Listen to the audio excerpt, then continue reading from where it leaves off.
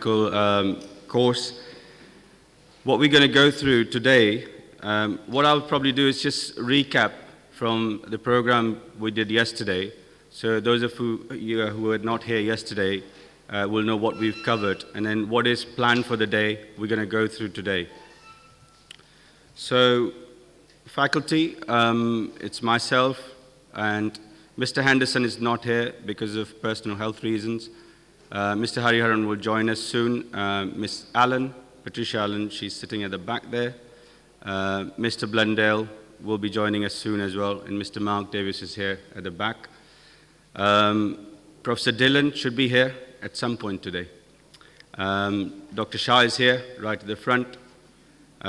We got Dr. Sampath Dumre Patel, he's here at the front. Dr. Rana had to go back to hospital yesterday to do some duties today, so he's not here. Dr. Bhargav is here. Dr. Ravi Mittal has joined us this morning from AIIMS.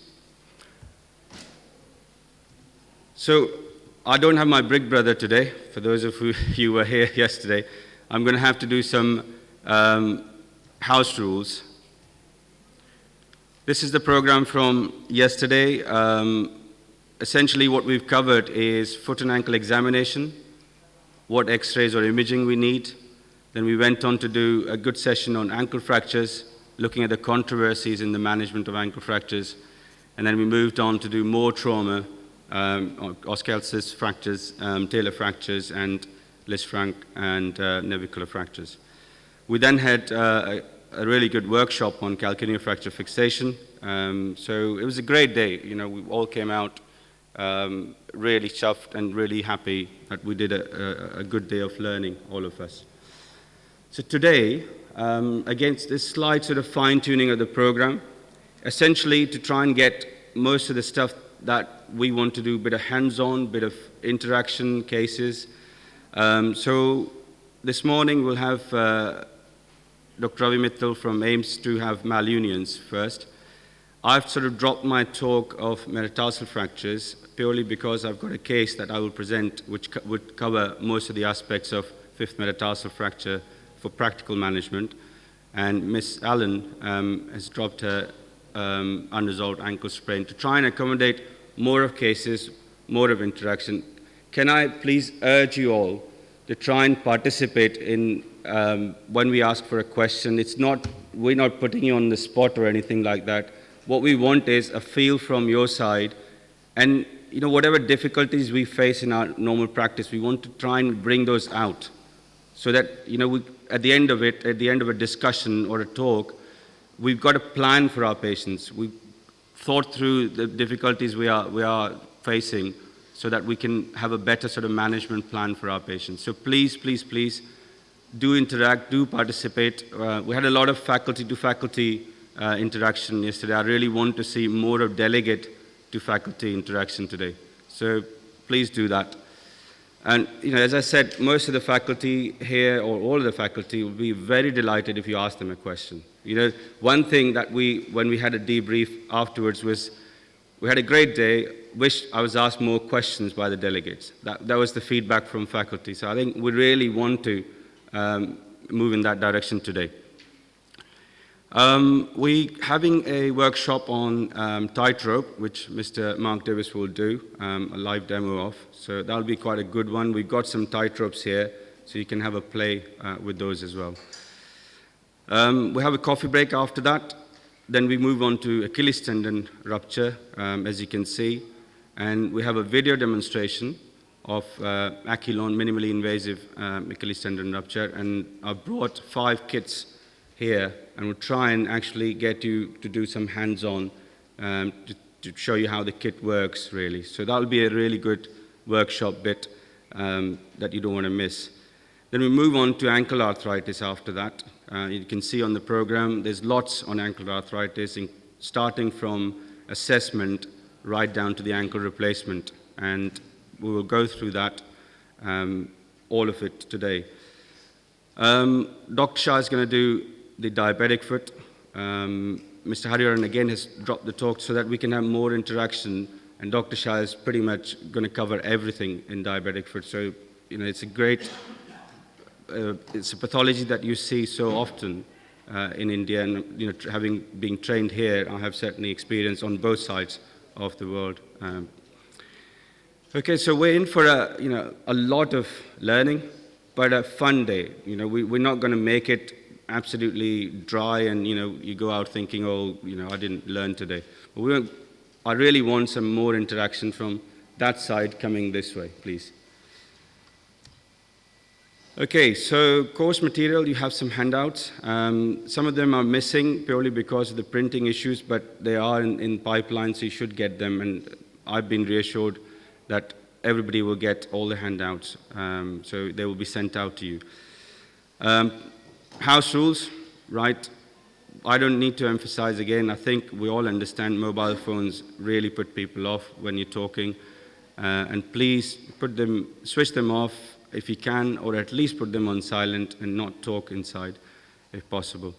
And it is a course rather than just sort of moving in and out conference setting, so we really, I would urge you to attend all sessions, please. There's a feedback evaluation form, and we constantly look at those to try and improve things as we go along. So again, I would request you to fill your feedback as you're going along, and certificates will be issued afterwards. So I say no more. I hand over to Dr. Ravi Mittal from AIMS for his talk on malunion.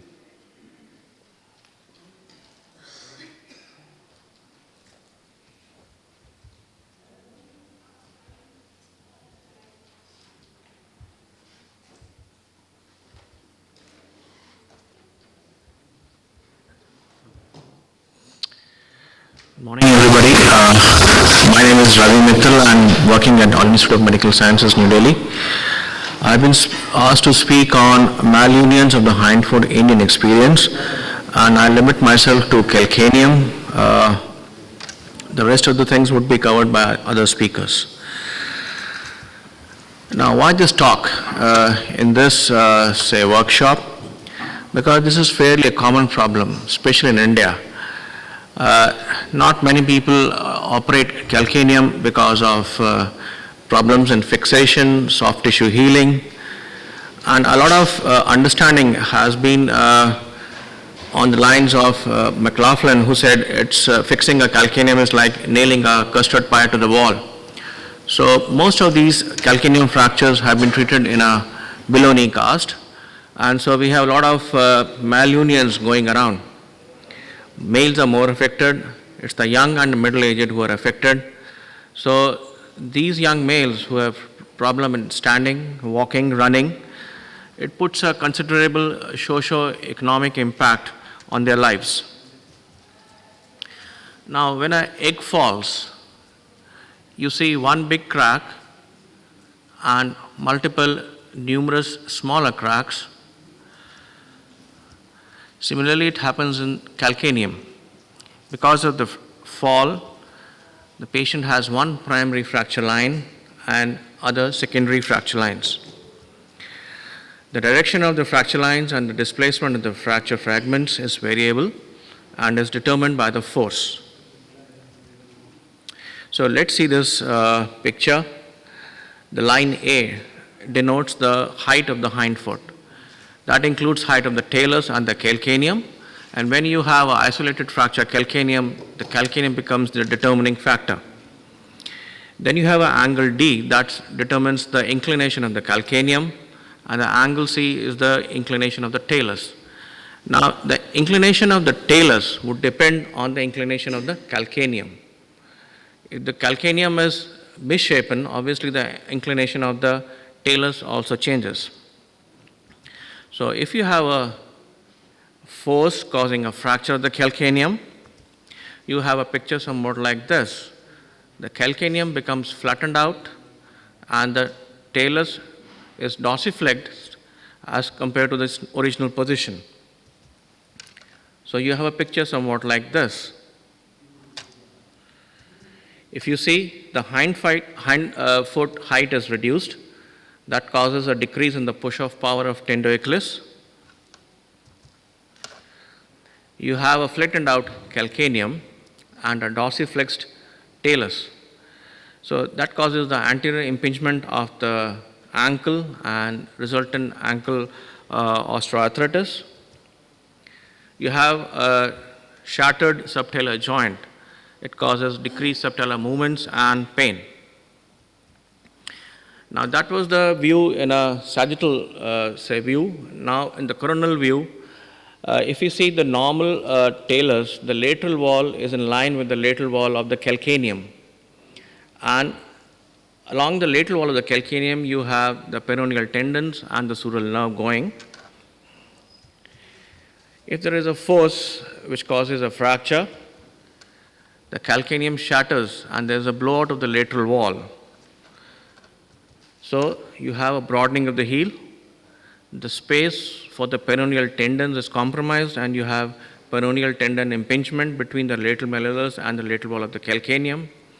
You have compression of the sural nerve, and also you have a varus or a valgus alignment of the hindfoot.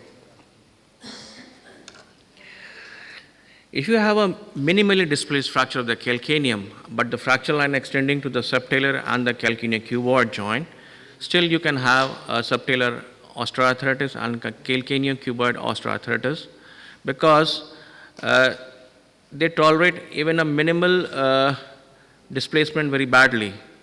A displacement which is as less as 2 millimeters is not tolerated by these joints. Also, at the time of the injury, you have irreversible damage to the articular cartilage. And these patients, they complain of pain at these sites.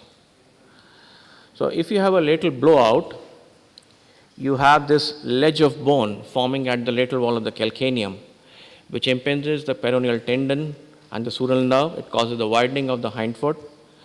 So the patient has problem in wearing of shoes. In India, many people wear chappals and which are open footwear. So, but the people who are wearing shoes, they have a problem because the hindfoot is wide. They cannot fit in. As the height decreases, the malleoli, especially the lateral malleolus, it hits the counter of the shoe. The counter of the shoe is the margin of the opening of the shoe. So if you palpate your own lateral malleolus, there's a distance about 1 finger breadth between your counter of the shoe and the lateral malleolus. And if your hind foot is crushed down, this lateral malleolus, it touches the counter of the shoe. And also these patients have the pain in the lateral aspect because of peroneal impingement and the sural nerve. If there is a height decrease, there is a push-off power decrease, the horizontal talus and ankle osteoarthritis causes anterior ankle pain, and the hindfoot malalignment causes shortening and the deformity of the hindfoot. So the patient complains of pain around the heel, but if you ask him carefully and make him give some leading questions, you can localize the pain. The patient can tell you where the pain is, whether it is lateral, plantar, anterior, or medial. The lateral pain is because of the peroneal impingement, sural neuritis, or the osteoarthritis of the subtalar joint or the calcaneocuboid joint. If the pain is plantar, it is because of plantar exostosis or the damage to the heel pad. Anterior pain would be because of the horizontal talus causing ankle impingement. And if there is a medial pain, it is because of the FHL scarring or the tethering or the tarsal tunnel syndrome. Sometimes patients complain of diffuse pain in the foot. This can be because of the reflex sympathetic dystrophy or combined osteoarthritis of the subtalar and the calcaneocuboid joint, where the patient is not able to tell you specifically where the pain is. Instead of a finger, he uses a hand to localize the pain. Patient complains of altered gait. He cannot walk for long distances. He cannot run. And many of these people who are young males, they work in factories or they have manual work, so their life is compromised. And always they complain of some footwear problem if they're wearing closed shoes. So when you examine these patients, you have to examine them at rest and during walking. And the Coleman block test is to exclude the fixed plantar flexure if there is a varus of the hindfoot. You specifically look for the range of motion of the ankle joint and the subtalar joint. And at times, the pain is difficult to localize in a given patient. And if you do selective injection of lignocaine, you can localize where the pain is coming from. So you can pinpoint the pain generators in the hindfoot. Now, whenever you do imaging, you do with the aim. Your diagnosis is almost made before the patient, when he walks in, the diagnosis is made because it's an old injury. The patient tells you that he had an injury to the hindfoot and calcaneum. So your aim is to localize the offending bone fragment, articular surface, or the orientation of the bone which is causing the problem. And you use X-rays and CT scans. And even the classification of the malunion of calcaneum is based on imaging. You have two classifications. The first classification is by Stephens and Sanders, very popular classification based on coronal CT scans. Type 1 is having a lateral exostosis. Do you have a marker? So the picture on the left bottom, this one would show lateral exostosis. Type 2 is exostosis plus subtalar arthritis, and type 3 is a varus or a valgus along with this. And these are the treatment according to the malunions. For a lateral exostosis, you just remove the lateral bump and do peroneal tenolysis. If there is associated osteoarthritis of the subtalar joint, you do additional arthrodesis of the subtalar joint. And if you have a varus or a valgus alignment, you do a calcaneal osteotomy. So things are quite simple in this classification. But the drawback of this classification is the evaluation is done only on the coronal section. There is no talk about the sagittal section or the height of the calcaneum. So this anomaly was taken care by this classification by Zip and Rammelt, and they talk of loss of height and lateral translation, all those things.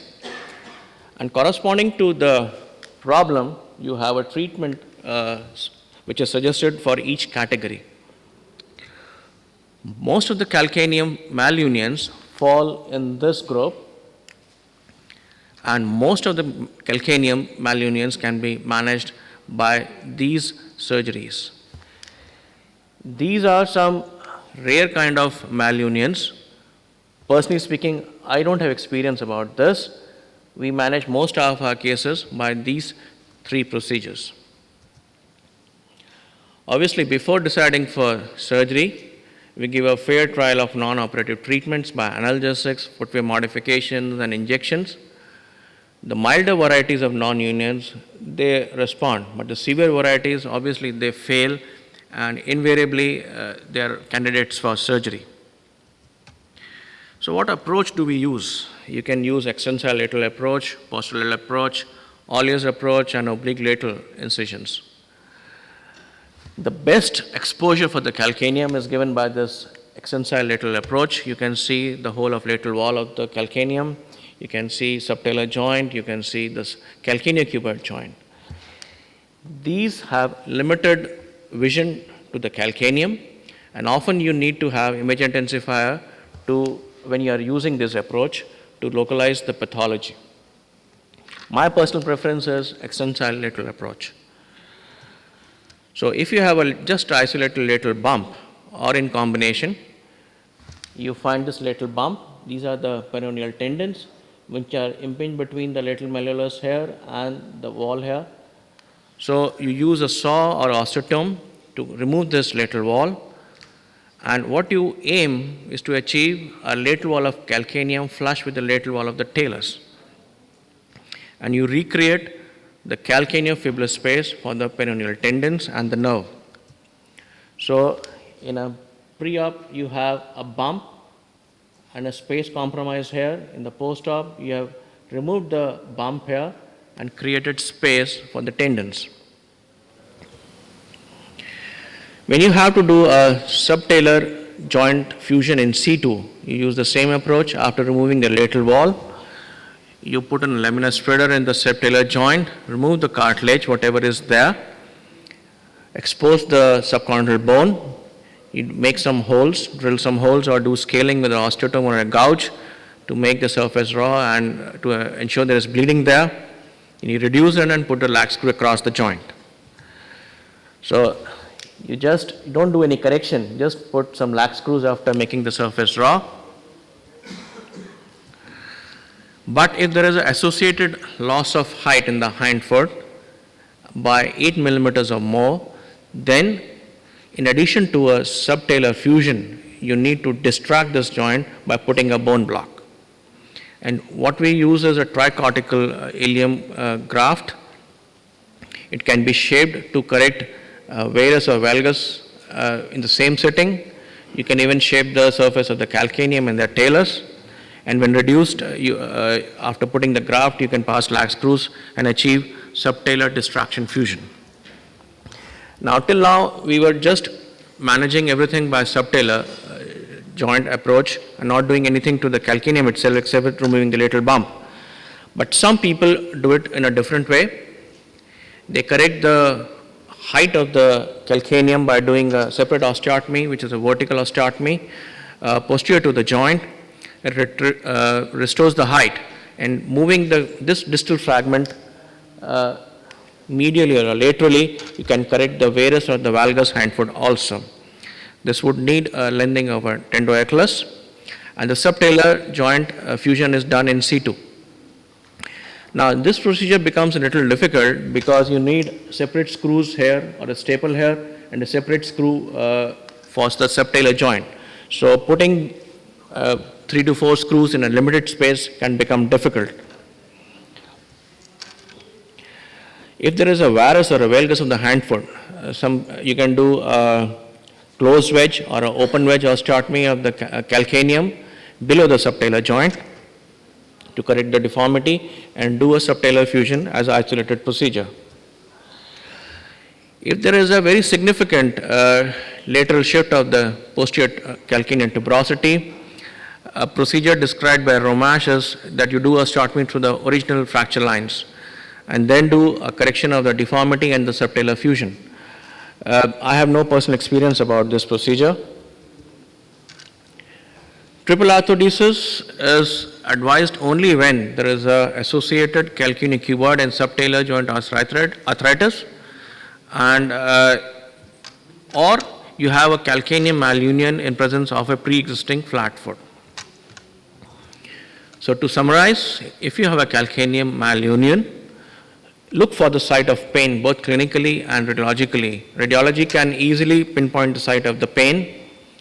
Use all non-operative measures before you decide for surgery. And most of the cases can be managed by lateral osteotomy, subtalar fusion, either by in situ or block distraction. Associated with this, you can do varus and valgus correction. Some people would do it as a separate procedure, calcaneostomy outside the subtalar joint to correct the height and the coronal displacement, and this is a good alternative, but a difficult one. Thank you very much.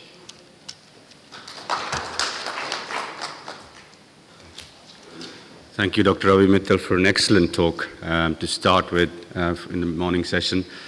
I would like to see at this point, have you got any questions? Ravi, could we get you back here? Have you got any questions from the audience? Surely there's something. Yeah.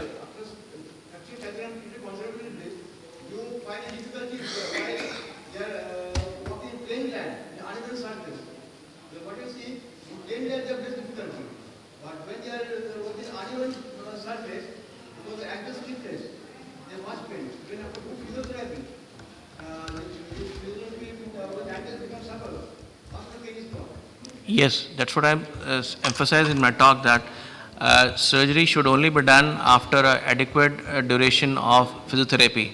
If the patient improves with it, no need of surgery. Can I ask a question? So if you got somebody who's had a previous open calcaneal fracture and they've had fixation for it, and obviously you can plan a subtalar fusion, could you talk us through some of the bits that you will be thinking about, just for everybody's? Okay, if the previous calcaneum fracture was managed by surgery, most commonly we use a plate on the lateral surface. If you have such a situation and you want to do a calcaneal osteotomy or a subtalar fusion or a combination, the first priority would be to remove the implant. Again, your approach would be extensile lateral approach. You have to first remove the implant and then carry out your procedure rest as advised. So a situation doesn't make, your plan doesn't change much if you have an implant, just you have to do additional removal of the implant and do the same thing. Thank you very much. Dr. Shah.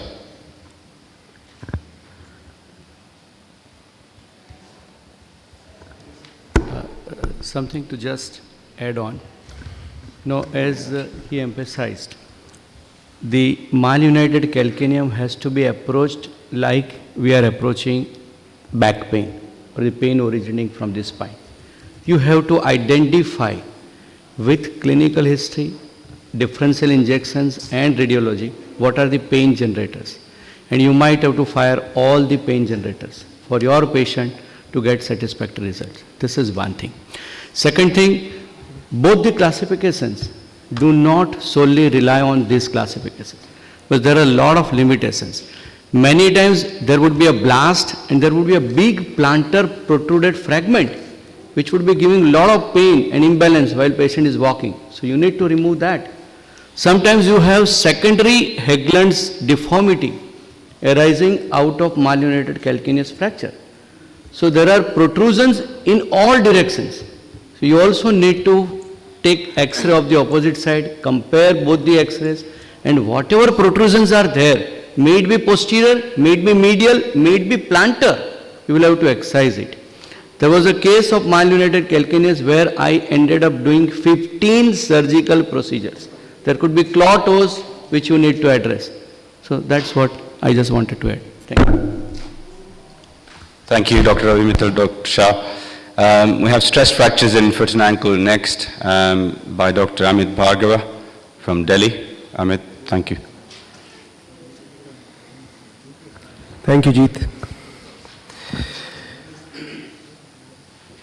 See, I am Dr. Amit Bhargav. I work in Delhi. I would like to make this talk very simple and would appreciate if you can participate. So, my simple question to the audience is, how many of you have seen a stress fracture, or how many feel confident in diagnosing a stress fracture? Let's have a raise of hands. How many have seen a stress fracture? Okay, so more than half. Okay. I tend to have super specialty foot and ankle practice, and usually I see patients after they have had 2 or 3 opinions. Now, this talk is a little bit tailored towards, it's broadly covering all the population, Indian, Western, but I will highlight points which are important in your practice. So a stress fracture is an overuse injury. It can occur when the bone is undergoing mechanical fatigue, and that can be because of consequence of excessive loading, especially when there is imbalance between the bone resorption and bone formation. Just to simplify these complex words, it is an overuse injury, most commonly seen in athletes, in army recruits, when they are put through the strain where their bone can't cope with. Now, how many of us see these patients in our practice? Indian population, usually, we are not runners, are we? We see normal patients who do activities of daily living. So, do stress fractures occur in normal population? Huh? Yes or no? Yes. So, in our practice, they occur in normal population who are doing normal activities, but they have a weak bone. Weak bone because of any reason. It could be a metabolic reason, it could be osteoporosis, hormonal reason, or there could be a deformity in the foot. So only one line if I would like you to learn from this lecture is, you should have a strong index of suspicion. So when the patient is coming through the door, what we are least interested in history. And if you want to diagnose a stress fracture, the most important bit is the history. If you don't want to listen to the story of the patient, you will miss this fracture. So it cannot be diagnosed on X-rays. Right. So one line if you want to take home, listen to the patient. Okay, so tibia is one of the most common sites of stress fracture. The second most common site is metatarsal. I'll come to that later, why it is more common in metatarsal. It is more common in females because of obvious reasons. Osteoporosis is more common in females. It's also more common in female athletes. So I've already mentioned that book says it's overuse injury. It happens in marchers, runners, players, but in our population, it is the normal daily activities which results in stress fracture. And that is because bones are weakened by condition like osteoporosis. Now, this is a pedograph of a foot. What it shows is that when one walks, the main platform for weight bearing is the metatarsals. Maximum loads come to the metatarsals, and they also act as a lever to push our foot when we walk.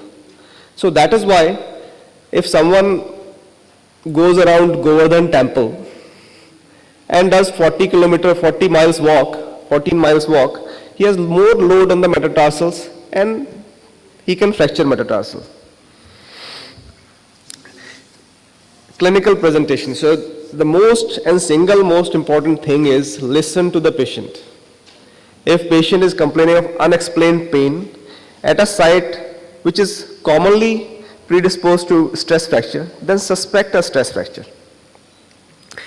So it's pain which increases with weight bearing activities. Normally, when patient comes to you on day 2, 3, patient says, I'm limping, doctor. You call him after a week, patient says, I can't weight bear, doctor. So pain which is increasing in intensity despite your analgesics. You should strongly suspect a stress fracture. Other group which we more commonly used to see in England was young female athlete. And they are more predisposed to stress fractures because of the triad of risk factors which include amenorrhea, eating disorders, and osteoporosis. But what we see, I've been practicing in India for approximately 1 year. I've seen about 9-10 stress fractures, 9 I could count on my fingers. Out of those, all of the 9 have presented to me for second or third consultation. And because nobody has told them what is wrong. So 9 patients, 7 all presented with unexplained pain, 7 had no cause seen on x-rays. Eventually with diagnosis, 4 had metatarsal fracture, 1 had multiple stress fracture after a varicose vein surgery, 2 had calcaneal fracture, 1 had cuboid fracture, 1 was a medial sesamoid fracture. History, again the same thing, history is most important. History in these patients were, quite a few were walking around the temples, prolonged walk. 1 had varicose vein surgery and the surgeon probably twisted the foot in multiple directions. Somebody went to gym and has never been to gym and walked on the treadmill for a few hours and had a stress fracture. 1 student was jumping through the stairs going down the metro station, and 1 guy was coming down the Vaishno Devi temple. So usually whenever a painful patient comes to you, we get an x-ray. And x-ray, we tend to miss stress fractures when you initially take x-rays. So stress fracture usually do not appear on x-rays for 2 to 6 weeks. If you repeat the x-ray at 2, 3 subsequently, you can see the bone formation, callus formation, and then you can diagnose the stress fracture. About other investigations to diagnose stress fracture, bone scan is the gold standard. However, in our practice, we don't have facility for getting the bone scan done, especially in district towns. So the 2 modalities which are useful to us is CT and MRI. Now, can I have a raise of hands that who would prefer to have a CT here? Who would prefer to have a CT here? None of us. Who will prefer to have an MRI? Okay, why an MRI?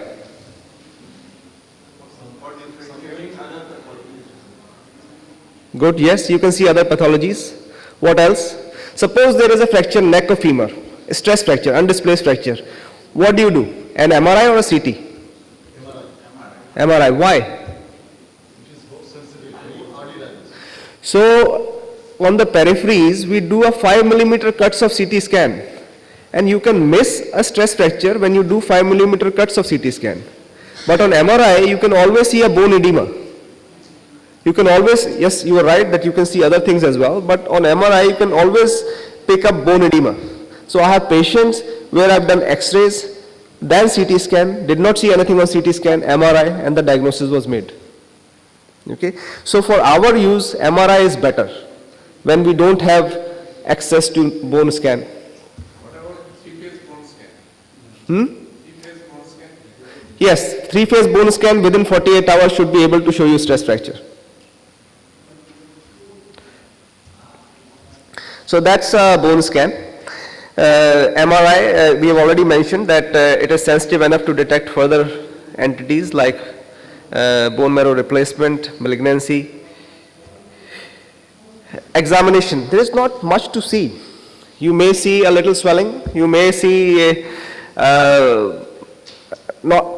some deformity if there is. If the foot is deformed like flat foot or pes cavus, you might pick up the deformities, but not much to see on examination. Now this is a case I saw in England. I'll take you through a few examples.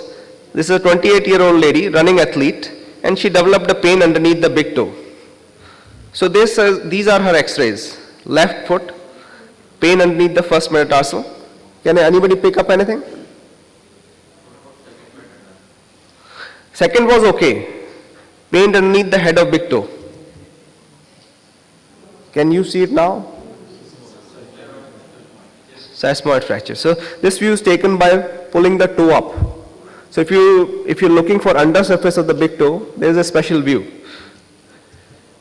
Now this was another lady who had an X-ray and we could not pick up anything. And subsequently, because her pain was at a very typical site, I put her in plaster, called her at 2 weeks later, and I could see a little bit of callus at the second metatarsal. And it was more clear at 1 month, and she went on to heal uneventfully. This was a college student, Delhi University student, regular player of basketball, and he developed unexplained pain which was not getting better. So he came to me at about 3 weeks mark. We got the CT scan done, which showed an undisplaced navicular fracture. I was lucky to pick it up on CT scan, but usually MRI is better. See, we learn as we go along. I was doing CTs a year ago, now I'm doing more MRI. This is another patient. He was coming down the metro station, and last 3-4 stairs he jumped, landed on his heel, and he developed a stress fracture of calcaneum. Now this patient has a 5th metatarsal fracture, which is because of this deformity. So this we call as pes cavus deformity. And here the hind foot is in inversion, and they tend to load on the 5th metatarsal. So because they are putting excessive pressure on the 5th metatarsal, they develop stress fracture in the 5th metatarsal because of overloading. Now this doesn't heal unless you correct the deformity. I had one lady who went to the wedding, and like you guys are sitting, when she was coming back from the wedding, she got up from the chair and developed pain in her tibia. We did X-rays, everything normal. We did a CT scan, we did not pick up anything. I don't have the MRI, but we picked it up on MRI scan.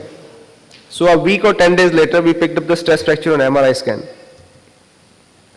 This is another 20-year-old student. He came to me a couple of weeks ago, said, sir, we went to Vaishno Devi temple, and I came down running from the temple. And since then, I've got pain in the heel. This was the X-ray. This was at 2 weeks, could not find anything, but his pain was not getting better. So what should we do? What should we do? MRI. So this is the MRI. 20 years, fit and well, no medication. There is a fracture. So treatment is rest, ice, compression, elevation. You all know it. Depending upon where the fracture is, you give plasters. Above knee plasters are not well tolerated. There are indications to fix these fractures as well.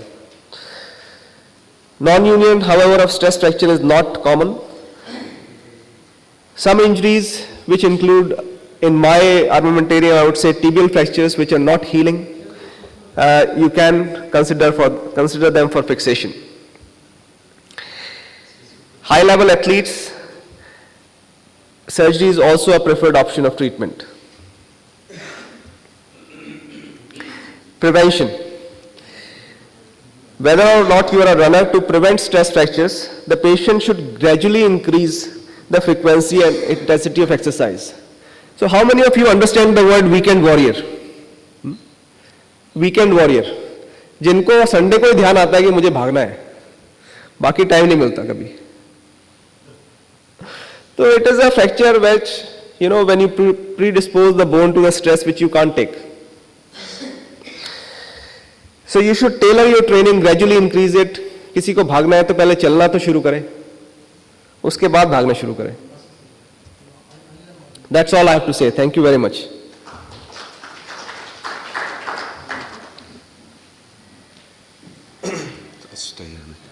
Thank you, Amit, for a really good talk.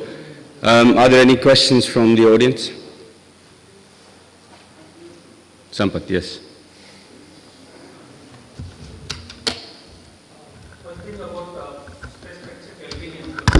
Actually, we tend to underdiagnose stress fracture calcaneum, and so many times we treat it as a plantar fasciitis. But very simple clinical test is squeeze test. I think all of us, we should do squeeze test in the OPD, and we will diagnose so many fractures. In fact, if squeeze test is positive and then we do MRI, always MRI was positive in my cases. So we don't need MRI probably to diagnose stress fractures of calcaneum, and we should do squeeze test oftenly. Another point was particularly metatarsals. We have been using ultrasound rather than CT and MRI, and we found so many times those early calluses or early break of metatarsals, they were picked up very nicely on these things. So these ways we can diagnose them very easily on our OPD basis. So squeeze test and probably metatarsals we can go for in Indian setups, the ultrasound. I agree. The kind of patients I get, I can't convince them to have plaster after a squeeze test. They need to know more. The other common sites where we get stress fractures in foot and ankle, you must make sure about it. You could have stress fracture of medial malleolus. Could have that for the lateral malleolus, particularly if the patient is having varus or valgus of the heel. You could also have stress fracture of cuboid, which you need to be cautious about, and as he said, high index of suspicion, very, very important. That's great. Trish. Can I just ask, do you do any bone biochemistry or anything on these patients? Because in the UK we're seeing increasing numbers of patients with stress fractures around the foot and ankle, which are due to vitamin D deficiency, which seems to be really on the rise. We tend to do osteoporosis screen on all these patients. So this includes alkaline phosphatase, this includes serum calcium, this includes serum parathyroid, and it also includes bone density. Yeah, I'd look at the vitamin D levels because it's really increasing in frequency now. That's great. Thank you very much. That sets us up for the next bit of what we're going to cover. And I've sort of not done a talk on it. I was going to do a talk on it. I've just got it down to a case. And essentially what I would like you to do, I'm going to walk around and see if we can make some sense out of a fifth metatarsal fracture case. So this is a 45-year-old chap, had an inversion injury in April 2010. What do we see there? Anybody wants to shout out? Jones fracture. Okay, can I have a show of hands from everyone to say we understand what a Jones fracture is? How many people understand what the Jones fracture is? So about a dozen, yeah. How many times is it confused with a base of fifth metatarsal fracture, which is not a Jones fracture? Can I have a show of that? Yeah? So lots of times. So we need to be clear about the terminology. So this is only 2 weeks down the line. Somebody sees him in our fracture clinic, one of our registrars, says undisplaced fracture. You will agree with that. How would you manage in your setting here?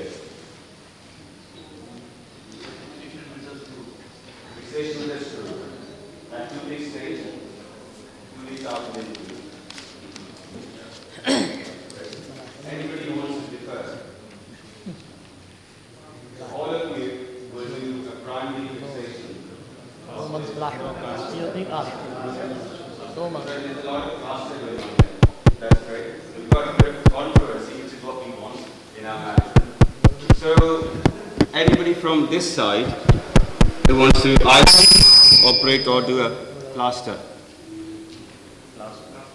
Plaster cast. Can I have show of hands of plaster cast only, please? Going up and up, up and up, up and up. Lots of people will do a plaster cast. Okay? So at least we got a bit of consensus on that. So we're heading towards plaster cast rather than early surgery. A majority says that, yeah? So move on to the next bit of slide. Now he's under follow-up. This is like 3 months down the line. We do an X-ray, and that's what it shows. So what have we got here?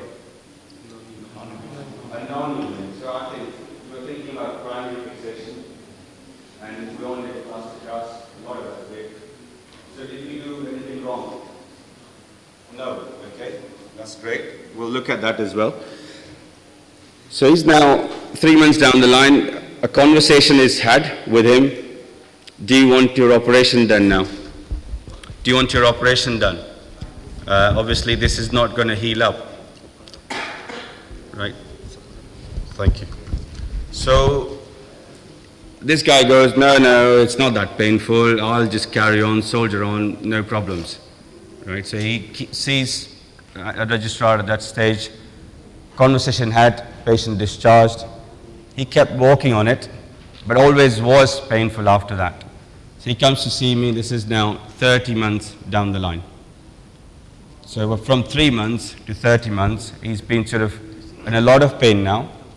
Come back saying, I want something done about it. So what else would we want to know? Before we do anything else, what else do I want to know? What else do you want to know? We'll do a history. We'll do our clinical examination. So in history, what is important? Smoker, non-smoker, great. And diabetic, yes. So he's not a smoker. He's not a diabetic. Anybody else? Profession? He's not an athlete. He likes to walk a lot, but he's not an athlete. Treatment history? Treatment history. So from 3 months on, he never had anything else, but was on a lot of painkillers, managing with painkillers. So nothing in terms of immobilization. Anybody else who wants to know anything else? Why has it gone into non-union? How many of these will go into non-union? Yeah, so the vascularity isn't as normal as it would be for more proximal fractures or more distal fractures. That's one point. Anything else? Osteoporotic or not? No, he's not osteoporotic. I'll give you some of those now. So that's really good. I mean, just by history, we've actually looked at a lot of things, haven't we? What about the clinical examination?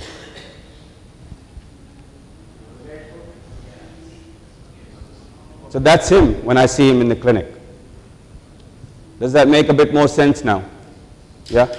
So essentially, what Amit was saying earlier on is his hind foot is in varus. So he's overloading base of the fifth metatarsal. What else do I want to know? I want to know whether his hind foot is in varus, which obviously is. I want to know whether he has an accompanying instability in his ankle joint, because a lot of these people who have a cavo-varus foot have a stress fracture, they also go over their ankle joint a lot. So you need to know whether the lateral ligaments are competent or not. So I think that's really important. So we did a CT, as we do. Because the fracture was visible, I wanted to see a bit more. I just want to go back and we've gone through this X-ray, yeah? And I don't know how well it projects. And as you go through these X-rays, you're looking at the obvious, as I looked at it. And then I went back after the CT and actually looked at a lot of information was already there. So it's not only his fifth, he's now got that, the second going. And also, look carefully, there's a stress response in the third. So a lot of things can be picked up on plain radiographs. So CT confirmed that. His bone profile was completely normal. Right, he's now 30 months down the line. He's had enough, he wants some treatment. I want to come on this side now. So who's going to do what? Still plaster?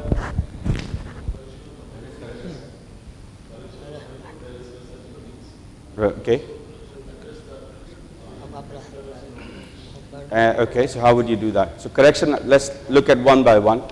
Hindfoot varus, how are you going to correct it? Okay. Great. How would you address that?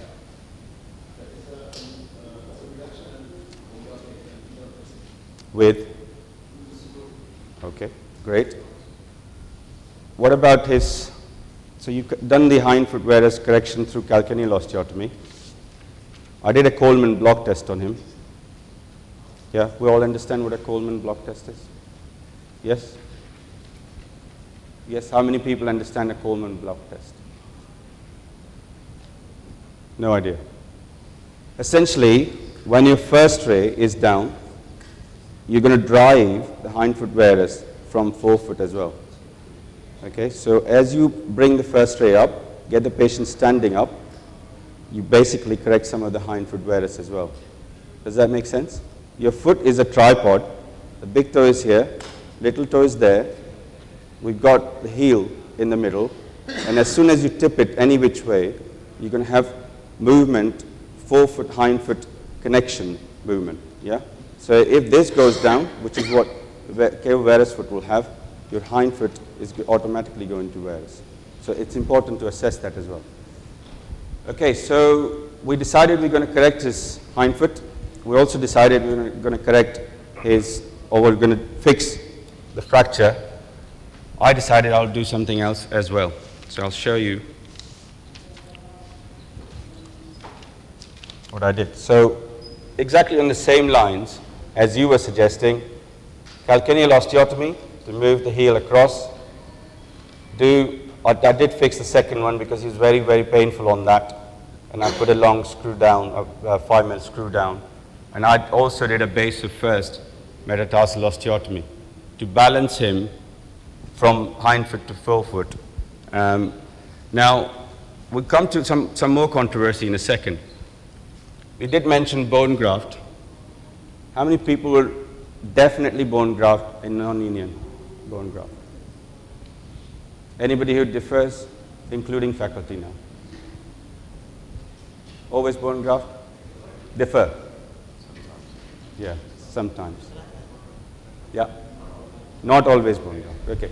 There is a bit of controversy. If you look at the literature, there is controversy, and you've got to think, if you've got a big gap there that is not going to patch up with your reaming of the screw and everything, then you would bone graft it. In this case, I didn't bone graft, and got away with it. He's a young, fit, healthy guy otherwise, and I did it closed with passing the cannulated screw guide wire a couple of times, and that sufficed. But I think it was mainly a mechanical problem that he was suffering from, rather than actually the bone biology problem here. Dr. Shah, I'll come, yeah, can I take I've got a couple more slides and we'll take all the questions. Okay, so let's clarify our terminology. This is an avulsion type fracture. This is where you get most of the stress fracture. You can get Jones fracture with a stress fracture as well. Okay? So base of fifth metatarsal fractures are very common around here, but their true Jones fractures are not very common. Okay? This is from JBJS February, and this is James Calder, one of the foot and ankle surgeons in the UK. And if you look at the take-home message, there's about 20% non-union rates with these. Yeah? And there is an argument for doing early surgery and fixation, as some of you suggested. And particularly if you've got an elite athlete, you will definitely consider primary fixation for these. So just a couple of technical tips here, really. IM screw, we are convinced that, rather than putting K wires or doing tension bend wiring, etc., I think IM screw, easier technique to do, more reproducible. There is literature out there to suggest that this is the best technique. So move away from everything else. Just a bit of anatomical consideration. We've got a curve here, and if you go with a very long screw, you might actually get into trouble. So your screw length should be about there rather than going right the way down. And I don't know how it translates in Asian patients because I never did an intermedullary screw before I went to the UK, but usually you're using about 5 millimeter or larger screw size for these rather than having a 3.5 or a 3 millimeter screw. So just sort of bear that in mind. You might have a little petite Asian lady. Don't break her metatarsal with 5 millimeter. If it looks it's going to be very tight, then be prepared for a smaller one. Just a couple of tips on setup. This is a mini C-arm, and I think that's a really good way of putting your patient's foot there and sitting down and having a trajectory for your screw. Again, don't be here, be more inside when you're doing that. If you are going to, that's your incision, which is about 1 centimeter away from the base of the metatarsal where you will put the incision in. And always line up with a wire. You're going to be high and in.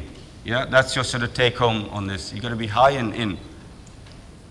Complications, look for the nerve. There's a dorsolateral branch. You will find it most of the times. Or get it out of the view at least so that you know you've not sort of got it in your drilling. Infection, not really a big problem. Refracture, yes, a problem, particularly if you're using a long screw. And removal of hardware. I haven't done many removals, but I think it's certainly in the literature that if it, the screw head is prominent, you may have to come back and remove it. So our take home, base of fifth metatarsal fractures are common. True Jones fracture is uncommon. Non-union or delayed union in 1 in 5. So there is an argument for early fixation in some, particularly professional athletes. IM screw is the way forward. And size, you can tailor it to what the size of the patient you have. Thank you. Any questions? Dr. Shah.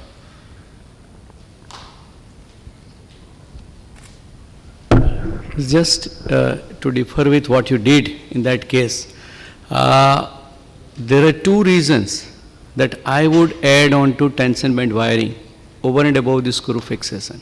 Okay. And I would put in my wire on the head of the screw. Because there's a pull of peroneus brevis all the time to the distal fragment, and you are having this particular situation because you are having a cavus foot. So you want to neutralize your forces, at the same time you want to mobilize your patient earlier. So I have now 4 or 5 odd cases wherein I have done tension band wiring, wherein only thing which differs is you are ought to remove the implant because it is lying just subcutaneous. But I would always add tension band wiring in the cases where it is an established delayed or non-union. I think there is a bit of a difference between pull there. I would like to differ a little bit here because if you got an avulsion fracture, you're looking at the peroneus brevis pull. That is a different situation to a true Jones fracture where you're not neutralizing the pull of peroneus brevis. So I think that is a big difference in understanding in there. Deformity. Thank you very much. We are now going to go to Mr. Mark Davis at the back, and essentially he's going to talk us through one of the new bits of kit. We're orthopedic surgeons. We always like a bit of tool kit stuff. That's why we became orthopedic surgeons. So he's going to talk us through a tightrope, which is another way of fixing your syndesmosis rather than doing a screw. And it has got multiple other uses in other areas. Shoulder guys are using it.